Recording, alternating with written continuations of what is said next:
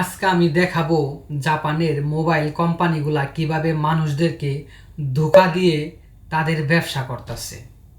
মানে এই ধোঁকায় অনেকেই পড়ছে, যারা যারা জাপান নতুন আসেন তারা কিন্তু এই ধোঁকায় পড়বেন। কেমনে ধোঁকায় পড়বেন আমি আপনাদের বুঝাইতে চাইতেছি। এখন দেখেন, এটা হইতেছে আমার হাতে কি আছে, এটা আইফোন 17। মানে এটা আইফোন 17 আমি আজকে কিনে নিয়ে আইছি। যে দেখেন প্যাকেট, এই যে আইফোন 17 লেখা এখানে লেখা আছে। ঠিক আছে, এই মোবাইলটা আমি আজকে কিনে নিয়ে আসি 20,000 টাকা দিয়ে, মানে জাপানি ইয়েন আর কি, 20,000 ইয়েন। মানে আইফোন 17 যেটার মূল্য হইতাছে 1,30,000 থেকে 29,000 বা 1,70,000ও আছে। কিন্তু মনে করেন সর্বোচ্চ আর কি বললাম, তো সেটা হলো আইফোন যেটা 17, মানে স্বাভাবিক বিষয় দামটা হইতাছে 1,29,000 বা সামথিং হইতে পারে। তো এই মোবাইলটা আমাকে কেন শুধু 20,000 ইয়েন দিয়ে দিয়ে দিল জানেন? আমার এই মোবাইলটা, এটাও আইফোন 17, এটা আইফোন হলো আইফোন 12 মিনি। আমি এই একটা মিনিট, আমি এই ফোনটা আমি কিনছিলাম 12,000 ইয়েন দিয়ে, মানে 15,000 ইয়েন, 3,000 টাকা আর কি পে করা হয়েছে। মানে মোট কিনা হয়েছে 15,000 ইয়েন। তাহলে বুঝেন, এটা একদম শোরুম থেকে যখন নামছে মোবাইলটা, মানে আইফোন 12 যখন নামছিল 2022 সালে, তখন আমি 2021 সালে নামছে, কিন্তু 2022 সালে আমি এই মোবাইলটা কিনি জানুয়ারির মনে হয় 2 থেকে 3 তারিখে। তাইলে বুঝেন, এই আইফোন 12 মিনি এটার দাম আছিল তখনকার 74,000 ইয়েন, মানে 74 থেকে 80,000 ইয়েন এরকম দাম আছিল, 128 জিবি। এটা আমি কিনছিলাম মাত্র 15,000 ইয়েন দিয়ে, একদম শোরুম থেকে নতুন। কিভাবে এটাও আমি বলতেছি, আমার সাথে কিভাবে ব্যবসা করছে সেটাও আমি বলতেছি। আর এই ফোনটা তো আমি কিনলাম, একটু আগে বললামই, আজকে কিনে নিয়ে আসি আইফোন 17। তো এই বিষয়টা আমি আজকে আপনাদেরকে বুঝাবো কিভাবে আমাদের কাছ থেকে কিভাবে ওরা মাথার ব্রেন খাটায় আমাদের ওন থেকে টাকা পয়সা মানে সব কিছু নিয়ে নিতেছে। জাপানের কিছু কোম্পানিগুলো, তাদের খুবই ব্রেনই মাথা। কেন আমাদের কাছ থেকে এইভাবে, মানে আমাদের কাছ থেকে এইভাবে মানে ব্যবসা করতেছে, মানে তাদের একটা ওয়ে, আমি সেদের ওয়েটা আমি একটু যাচাই করলাম, তো সেই অনুযায়ী আপনাদের একটু বুঝাবো।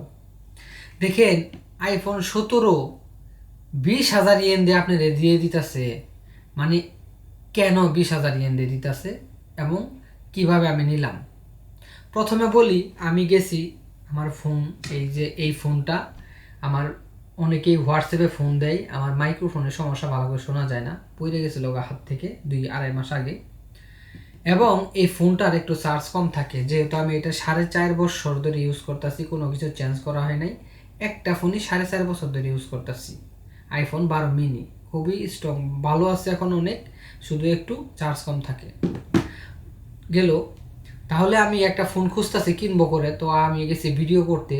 আমি কিন্তু ভিডিও করতে পারতেছি না, জাপানে কিন্তু অনেক বৃষ্টি হইতেছে প্রতিদিন, সেজন্য ভিডিও করতে পারতেছি না। এই জন্য আমি কিন্তু ইউটিউবে ভিডিও দিতে পারতেছি না, কারণ ঘুরে আসলে ভিডিও করা যায় না, অন্ধকার দেখা যায়। আমি লাইটিং করি নাই, সেজন্য করি না। তো তার জন্য আজকে আমি গেছি ভিডিও করতে, দেখি অনেক বৃষ্টি, তারপরে আমি গেলাম একটা ফোন দেখতে যে কীরকম।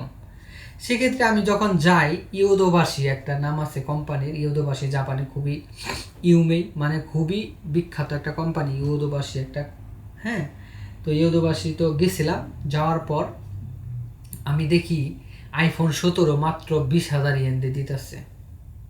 20,000 ইয়েন, আমি তো মাথা ঘুরতেছে। আমি বললাম আইফোন 17, এখন সব থেকে যেটা বেস্ট ফোন এইটা হইতেছে আইফোন 17 যে সিরিজটা আছে সেটা। তো এখন মনে করেন আইফোন 17 আমারে কেন 20,000 টাকা দিয়ে দিতেছে।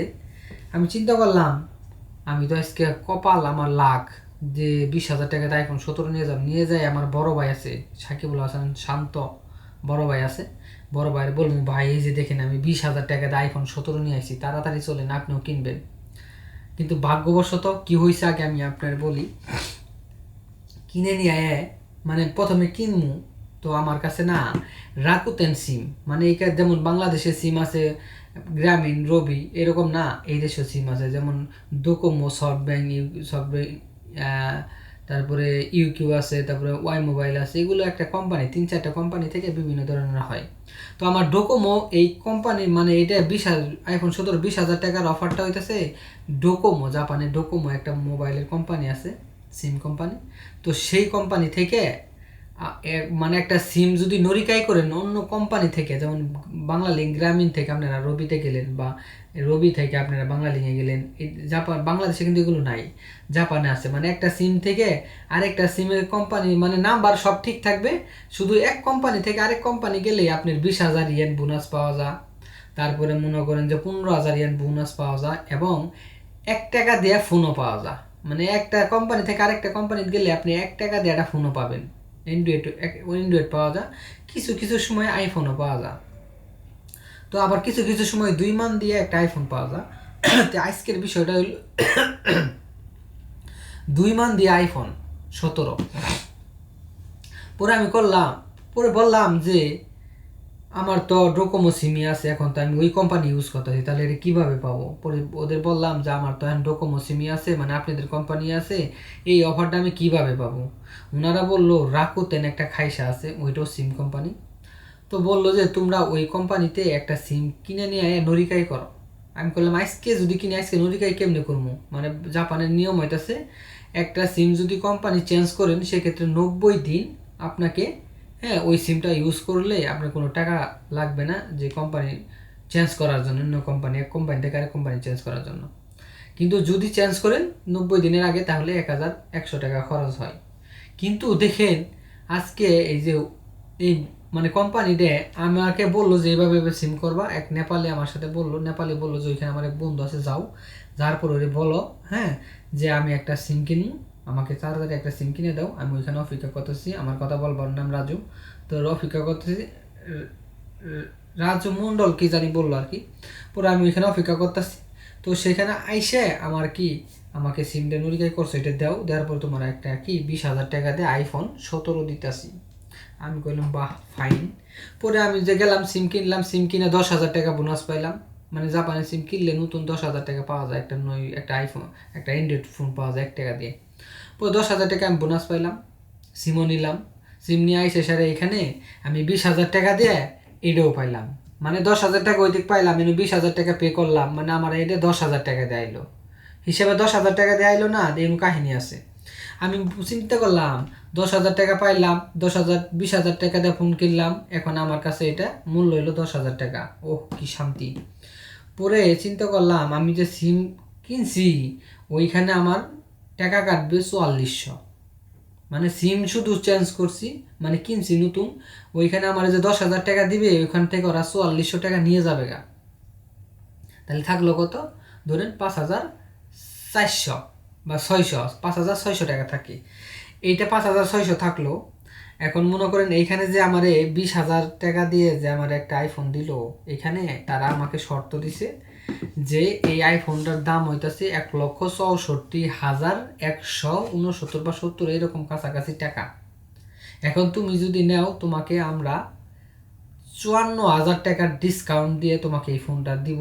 কিন্তু এই ফোনটা দেওয়ার ক্ষেত্রে তোমাকে 54,000 টাকা দিতে হবে, এবং আরও 20,000 টাকা তোমাকে কি আতামাকিন, মানে কি, মানে উপরি দিতে হবে, 20,000 টাকা পে করতে হবে। তো সেক্ষেত্রে আমি মনে করি না, আমি রাজি হয়েছি, বললাম আচ্ছা ঠিক আছে। পরে আমি 20,000 টাকা দিলাম, এই ফোনটা আমাকে কি সব কিছু প্রসেস করে দিল, এবং তারা বললো যে তোমার একটা লোন নেওয়া লাগবে, এই লোনটা সিনসেই করানো লাগবো, মানে আবেদন করানো লাগবো, যদি অ্যাপ্রুভ হয় তাহলে এই ফোনটা পাবা। তো অ্যাপ্রুভ হইলো, অ্যাপ্রুভ হওয়ার পরে বলতেছে তোমার প্রতি মাসে 8,000 সামথিং, মানে 333 টাকা কাটবে। আমি বললাম কেন? পরে বললো ওই যে ফোনের দামটা তো অনেক, তোমাকে ছাড় দেওয়া হয়েছে, ছাড় দেওয়ার পরে আমি যে 2 মান দিলাম এবং 1,00,000 টাকা আমাকে ফোনটা 1,00,000 টাকা পে করতে হবে। এখন চিন্তা করেন এই ফোনের আইফোন 17 অরিজিনাল দাম হইতেছে 1,29,000 টাকা। কথাটা বুঝছেন? 1,29,000 টাকা যদি হয়, তাহলে একটা সিম থেকে আরেকটা সিমে নরিকাই করলে কত পাওয়া যায়? 20,000 টাকা। তাহলে আমি যদি 1,29,000 টাকা থেকে আমি যদি নরিকাই করি, তাহলে 20,000 টাকা যদি আমি পাই তাহলে এই মোবাইলটার দাম হইতাছে 1,09,000 টাকা। কিন্তু আমি নরিকায়ের টাকাও পাইলাম না, আবার আমি উল্টো আরও 20,000 টাকা দিলাম, তাহলে আমার নরিকায়ের 20,000 ইনু 20,000, তাহলে হইলো 40,000। আর হইতাছে আমি ওদেরকে কিস্তি দিব আরও 1 লাখ এক বছরে, মানে 12 মাসে 1 লাখ টাকা কিস্তি দিব। তাহলে আমার এই ফোনটা নিতেছে আমার ওখান থেকে কত, 1,29,000 টাকা অরিজিনাল দাম, আমার ওইখান থেকে নিতেছে 1,40,000 ইয়েন, মানে 1,40,000 টাকা। তো এখন আমাকে আরো ওরা বলছে যে তোমাকে আরো 54,000 টাকা আমরা কি ছাড় দিলাম। চিন্তা করেন, আমি তখন বুঝতে পারি নাই, আমাকে 54,000 টাকা ছাড় দিল, তারপরে আমার থেকে 20,000 টাকা নিল, আবার আমি যে নরিকাই করলাম এর জন্য আমি যে 20,000 পাইতাম এই 20,000 নিল। তাহলে ও নিতেছে কত, 1,40,000 টাকা নিতেছে, আমাকে আবার বলে ছাড় দিছে বলে 54,000 টাকা। চিন্তা করেন, তাহলে 54,000 টাকা ছাড় দিল, আমার থেকে 20,000 টাকা নগদ নিল, কিস্তির 1 লক্ষ আর নগদ 20,000 দিলাম, নগদ নিল। তাহলে 54,000 আর 1,20,000 আর ওই নরিকায়ের 20,000, আমার থেকে 1,80,000 টাকা, 90,000 টাকা এই ফোনটার জন্য নিয়ে গেল। এবং আরও বাকি আছে, তারা বলছে যে প্রথম মাসে তোমার কাটবে 17,000 টাকা, মানে 17,000-এর মতো কাটতে পারে, 4,600 আর হইতেছে 12,000, 16,000, মানে 17,000 টাকার মতো কাটবে। কি একটা মারা খাই আইলাম। আর এই ফোনটা কিনছিলাম 15,000 টাকা দিয়ে। এই ফোনটার একটা অফার ছিল, আমার বয়স ছিল যে একটা বয়সের একটা অফার চলছিল, তখনকার 15,000 টাকা দিয়ে কিনছিলাম। আর হইতাছে এই ফোনটা কিনে আমি শান্তি পাইছিলাম, কিন্তু তারপরেও এটা 25,000 টাকা পে করণ লাগছে। কেন? আমাকে 1 মাসের লং একটা টাকা পে করণ লাগছে ওদেরকে। তারপরে এই ফোনটা পাওয়া গেছে, ওখানে 3,000 টাকা, 12,000, 3,000 এবং আরও 7,000 টাকা, তারপরে আবার 3,000 টাকা, মানে পুরো 25,000 টাকা দিয়ে এই ফোনটা দিছে।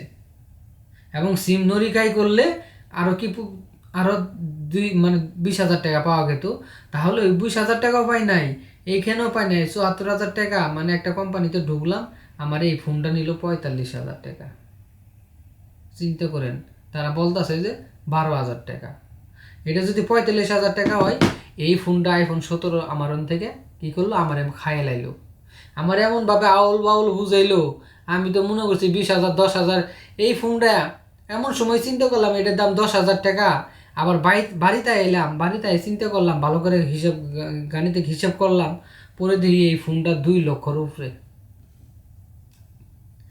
আপনারা জাপানে যদি নরিকাই করেন কোনো সিম, দেখবেন আপনি মারা খাবেন।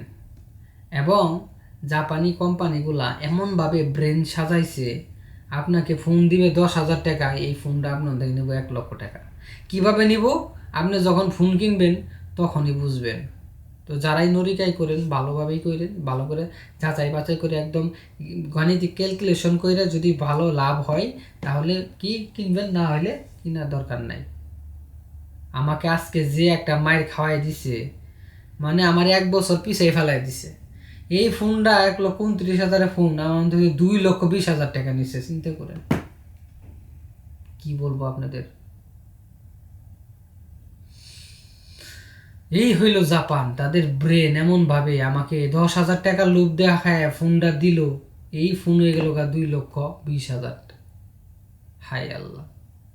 তো যাই হোক, আমার জাপানে আসলে অনেক বৃষ্টি বাদল হইতেছে, সেজন্য কিন্তু আমি ভিডিও আপনাদের মাঝে সব ভালোভাবে উপস্থাপন করতে পারতেছি না। যারা যারা আমার ভিডিওগুলো দেখেন এবং আমার চ্যানেলের সাথে আছেন, আমাকে ভালোবাসেন এবং জাপানের ইনফরমেশন জানতে চান এবং বিভিন্ন বিষয় নিয়ে ক্যাটাগরি নিয়ে কথাবার্তা বলি এবং মানুষদেরকে হেল্প করি বিদেশে নিয়ে আসার জন্য।